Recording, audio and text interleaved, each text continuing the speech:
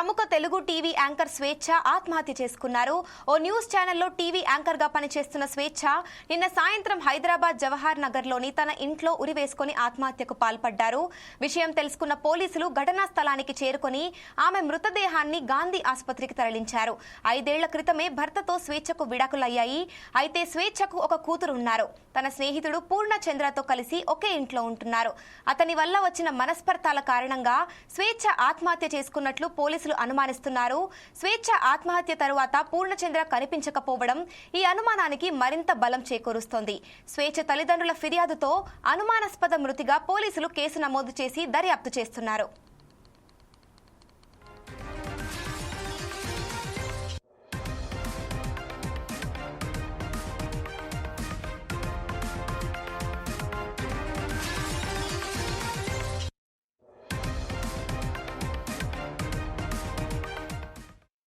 ప్రముఖ Telugu TV anchor స్వేచ్ఛ ఆత్మహత్య చేసుకున్నారు. ఓ న్యూస్ ఛానల్లో టీవీ యాంకర్ గా పనిచేస్తున్న స్వేచ్ఛ నిన్న సాయంత్రం హైదరాబాద్ జవహర్ నగర్ లోని తన ఇంట్లో ఉరివేసుకుని ఆత్మహత్యకు పాల్పడ్డారు.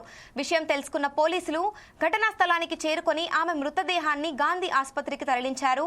5 ఏళ్ల క్రితమే భర్తతో స్వేచ్ఛకు విడాకులయ్యాయి. అయితే స్వేచ్ఛకు ఒక కూతురున్నారు.